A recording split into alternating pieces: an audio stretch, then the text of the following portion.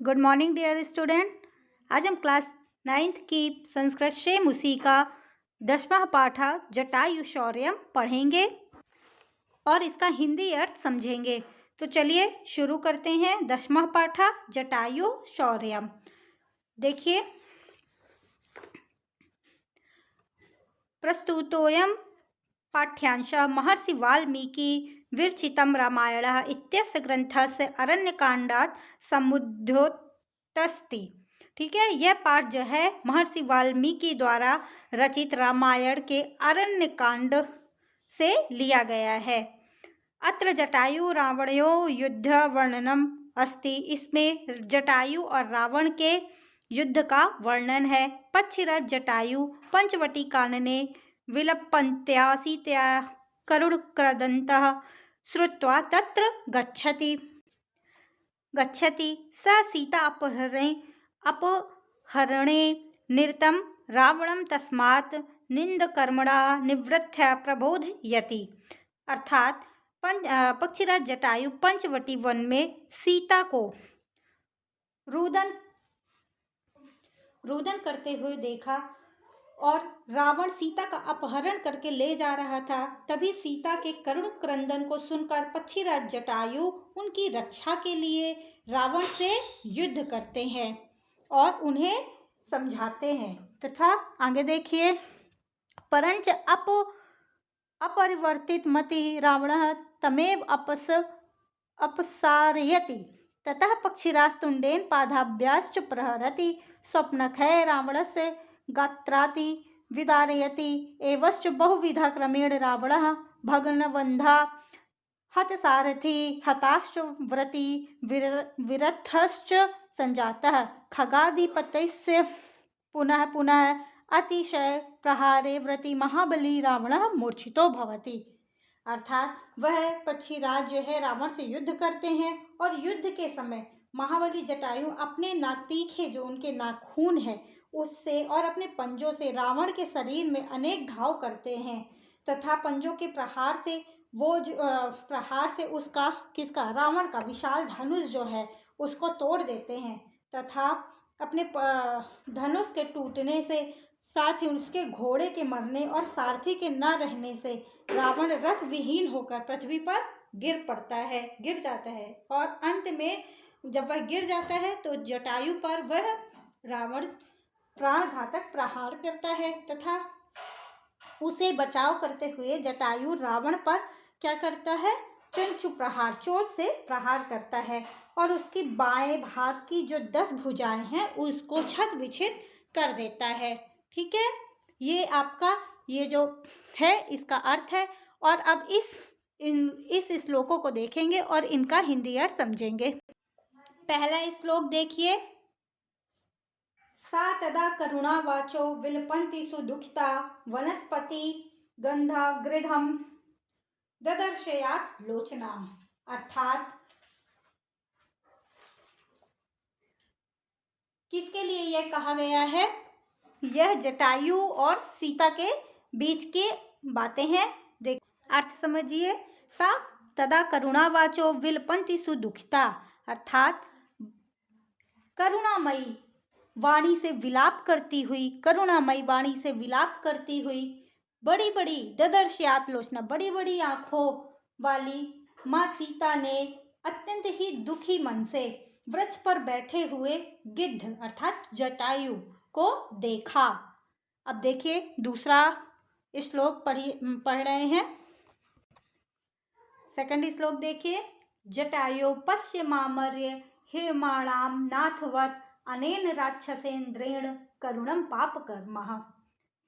अर्थात हे जटायु, हे आदरणीय जटायु, इस पाप कर्म करने वाले राक्षस राज रावण के द्वारा अनाथ के समान अपहरण की हुई जाती हुई मुझे इस दुखी को देखो। अर्थात जब रावण उनका अपहरण करके ले जा रहा था तब वो जटायु से कहती हैं कि मुझे अनाथ समझकर यह रावण मुझे अपहरण करके ले जा रहा है, आप मुझे मेरा दुख देखिए। अगला श्लोक देखिए,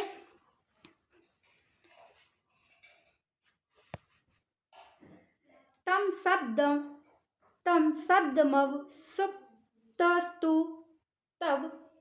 तम शब्दमव सुप्तस्तु जटायुरथ शुश्रूवे निरीक्ष्य रावणम क्षिप्रम वैदेही च ददर्शः। अर्थात तब जो जटायु था वो क्या करता है, सोए हुए जटायु ने उनके शब्दों को सुना और उस रावण को देखकर शीघ्र ही सीता की ओर उन्होंने देखा। सशब्दम सुप्तस्तु अर्थात जब उन्होंने वो सो रहे थे और जब सीता बोल रही थी तब उनकी आवाज को सुनकर जटायु जागते हैं और उनके वचनों को सुनकर रावण को देखते हैं, फिर दुखियारी माँ सीता को देखते हैं। अगला श्लोक देखिए। ततः पर्वत श्रृंगा भस्तिक्षण तुंड खगोत्तम वनस्पतिगण श्री मानव्य जहार शुभाम गिरम। पर्वत श्रृंगाम अर्थात पर्वत के शिखर के समान शोभा। ठीक है, तो देखिए इसका अर्थ समझिए। और खगोत्तम मीन्स क्या है, खगोत्तम मीन्स जो पशु पक्षी। अब देखिए इसका अर्थ समझते हैं। ततः पर्वत श्रृंगा भस्तिक्षण तुंड खगोत्तम, इसके पश्चात पर्वत के शिखर के समान शोभा वाले, पर्वत के समान शिखर, पर्वत के जो शिखर के समान शोभा वाले तथा तीक्ष्ण अर्थात पैनी नुकीली चोंच वाले पक्षियों में श्रेष्ठ वृक्ष पर स्थित शोभा से युक्त जटायु ने अपनी सुंदर वाणी से कहा। श्री मान्यव जहार शुभाम गिरम अर्थात अपनी वाणी से उन्होंने कहा। क्या कहा, अगला श्लोक देखिए। निवर्तय मतिम नीचा परदाराभिम शरणात् न तत्समाचरे धीरो यत परोस्य विहर्येत। अर्थात अब देखिए, परदाराभिम शरणात् अर्थात पराई स्त्री के स्पर्श से, नीचम मते यानी नीच बुद्धि, और निवर्तय अर्थात रोको, निवर्तय नहीं करो, रोको मना करो, धीरा मीन्स बुद्धिमान, समाचरित मीन्स आचरण करना चाहिए। तो चलिए इसका अर्थ देखते हैं। निवर्तय मतिम नीचा, ये जो दुर्बुद्धि है और जो पराई स्त्री का जो अपहरण करने का विचार तुम्हारे मन में आया है, इसे तुम रोको। ऐसा जो आचरण है बुद्धिमान लोग, समाचरित ऐसा आचरण बुद्धिमान लोग नहीं करते। ठीक है, फिर से एक बार इसका अर्थ देखिए। हे रावण, पराई स्त्री के स्पर्श से नीच बुद्धि वाले जो विचार को तुम्हारे मन में आया है उसे रोको। बुद्धिमान मनुष्य को यह आचरण नहीं करना चाहिए जिससे दूसरे लोग इसकी निंदा करें। चलिए नेक्स्ट पेज देखते हैं, नेक्स्ट पेज पलटिए। 6वां श्लोक देखिए। वृद्धोहम त्वं युवा धन्वी सरता कवची शरी न चाप्यादाय कुशली वैदेही में गमिष्यति। वृद्धोहम, जटायु किसके लिए कह रहा है? वृद्ध अपने लिए, कि मैं वृद्ध हूँ, युवा धन्वी, आप क्या युवा हो, ठीक है, मैं बूढ़ा, तुम जवान हो, धनुर्धर हो, धन्वी सरथा क्या है? रथ के साथ हो, सरथा में रथ के साथ, कवची में कवच धारण करे हुए हो, शरी में बाण के लिए हुए यानी बाणधर, बाण के लिए हुए, ठीक है। वैदेहीम, सीता को आदाय लेकर। तो एक बार फिर से इसका समझिए। वृद्धोहम त्वं युवा धन्वी सरथा कवची शरी। हे रावण, मैं बूढ़ा, तुम जवान हो, धनुर्धर हो, रथ के साथ हो, कवच धारण किए हुए हो और बाण को लिए हुए हो, फिर भी ऐसे मेरे सकुशल जीवित रहते हुए तुम सीता को नहीं ले जा सकते हो। भले मैं बूढ़ा हूँ, तुम जवान हो, धनुर्धर हो, रथ के साथ हो, सब चीज है और बाण भी लिए हुए हो, ठीक है, मगर मेरे जीवित रहते हुए तुम सीता का अपहरण नहीं कर सकते, उसे नहीं ले जा सकते हो। अगला श्लोक देखिए। इस श्लोक नंबर 7 देखिए। तस्य तीक्ष्ण नखाभ्याम तु चरणाभ्याम महाबला चक्रा बहुधा गात्रे व्रणान पतः सत्तमः। तो देखिए, महाबला, महाबला में महाबलशाली जो होता है, पगत सत्तमः में पक्षियों में श्रेष्ठ, तीक्ष्ण नखाभ्याम तीखे या नुकीले नाखूनों, गात्र में शरीर पर, बहुधा में बहुत जगह, और व्रणान अर्थात घाव कर दिया। ठीक, तो इसका अर्थ समझिए। महान बलशाली पक्षियों में श्रेष्ठ जटायु ने अपने नुकीले नाखूनों से, पंजों से उस रावण के शरीर पर बहुत से घाव कर दिए।